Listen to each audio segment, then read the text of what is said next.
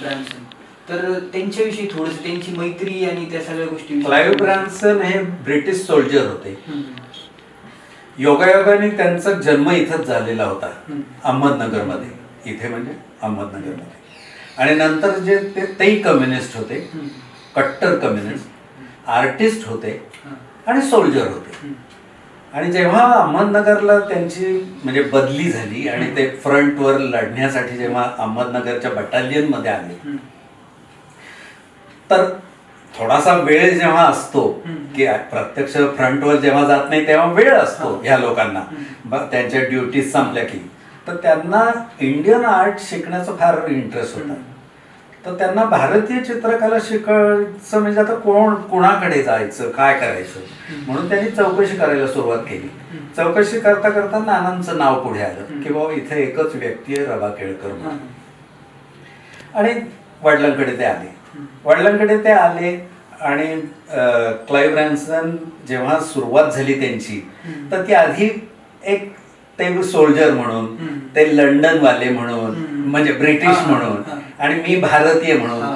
पण जसं मी म्हटलं, वडिलांचा स्वभावच असा होता आणि त्यांच्या हातातच ती कला अशी होती की ते माणसं जिंकून घ्यायची. ही त्यांची फार मोठी कला. कुठल्याही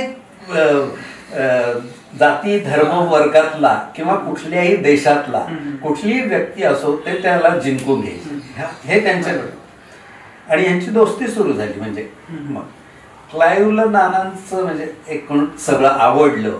आणि पुन्हा मी म्हणतोय तसं आईच्या हातचं खाणं, भारतीय खाणं त्यांना एवढं वेगळं वाटलं, काहीतरी सगळं, की त्या ताटाच्या भोवती आपण रांगोळी घालतो, नंतर एक सुपारी किंवा दक्षिणा ठेवतो, नंतर ते सगळे वेगवेगळे पदार्थ करून खायला, ते क्लाइव्हला काहीतरी वेगळं वाटायला लागलं.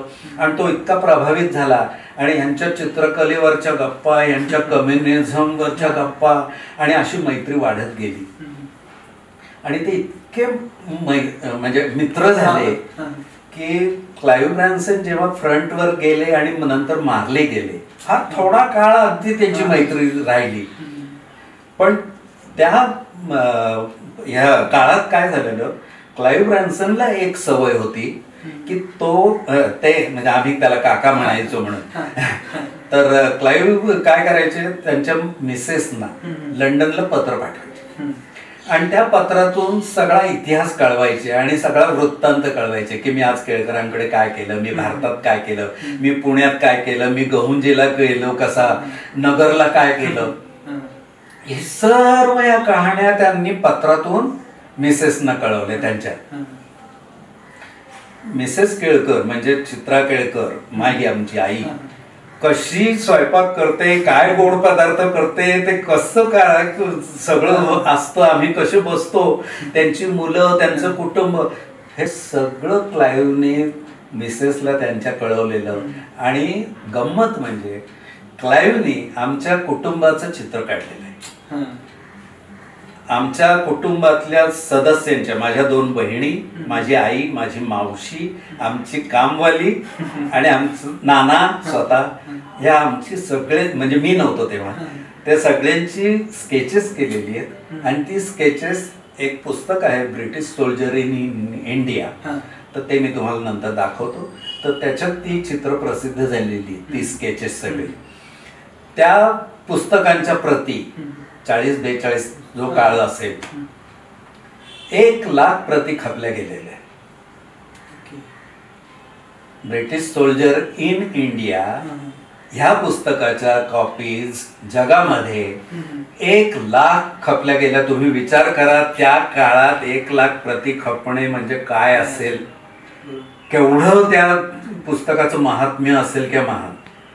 तर हे, आणि मग नंतर मग क्लाइव्ह जेव्हा फ्रंटवर मारले गेले आणि मग त्यांच्या मिसेसचा आणि नानांचा पत्रव्यवहार सुरू झाला. त्यांनी लंडनला नानांना बोलवलं होतं, पण नाना काही जाऊ शकले नाही. नंतर मी लंडनला गेलो होतो. मी क्लाइव्ह ब्रॅन्सनला म्हणजे त्यांच्या फॅमिलीला कॉन्टॅक्ट करण्याचा प्रयत्न केला, पण त्यांचं म्हणजे नाव मला त्या डिरेक्टरीत, एवढे ब्रॅन्सन आहेत तिथे. आणि आत्ता एक ह्याच ओघात मी एक ऍड करू शकतो की मी लंडनहून आल्यावर मी जेव्हा पत्र लिहिलं त्या पत्त्यावर, तर क्लाईव्हची जी मुलगी आहे रोझा म्हणून, तर ती साधारण माझ्याच वयाची किंवा माझ्यापेक्षा कदाचित एखाद वर्षाने मोठी बेटी असेल. तिला जेव्हा कळलं की आम्ही कोण असे आणि मी केळकरांचा मुलगा, आणि ती इतकी खुश झाली. तिने मग मी तिला कळवलं की मी पण आर्टिस्ट आहे, माझी पत्नी पण चित्रकार आहे आणि तिचं असं असं काम आहे. मग तिने एक मला ग्रीटिंग कार्ड पाठवलं आणि ते ग्रीटिंग कार्ड मी तुम्हाला दाखवणार आहे नंतर. की ते ग्रीटिंग कार्ड तिने आपल्या हिंदू देवदेवतांवर केलेलं.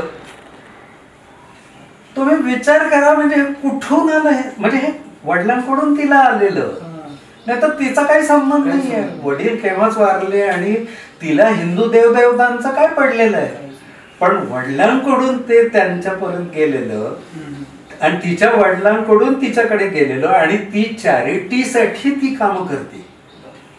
तर ते ग्रीटिंग तिने पाठवलं. ती इतकी खुश झाली आणि तिला मी कळवलं की मी एक पुस्तक, या पुस्तका संदर्भात मी तिला पत्र लिहिलं होतं. मी जे पुस्तक नानांवर काढलेलं आहे, ब्रिटिश सोल्जरच्या एक भारतवादी ब्रिटिश सैनिक म्हणून, तर ते पुस्तक जेव्हा, तर मी तिला कळवलं की मी क्लाईव्ह काका असं लिहिलं. तर तिला मी सांगितलं, तुला आय नो प्रिटी वेल की you don't know Marathi, but I would like to gift, I would like to send that book to you.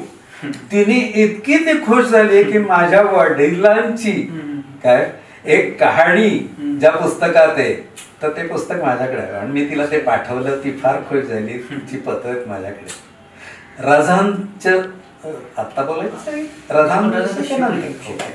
तर हे क्लाईव्ह ब्रॅन्सनचे आमच्याकडे फोटो आहेत, आमच्याकडे खूप पत्र. क्लाईव्ह ब्रॅन्सनवरचं एक पुस्तक निघणार होतं मराठीमध्ये, रंगा मराठी म्हणून. खूप लोकांनी ते वाचलं होतं पुस्तक आणि त्यांना अनुवादित करायचं होतं मराठीत, आणि मराठी लोकांच्या समोर तो इतिहास यायला हवा होता म्हणून खूप प्रयत्न झाले. जवळजवळ एवढं 300-400 पानांचं ते पुस्तक होत होतं.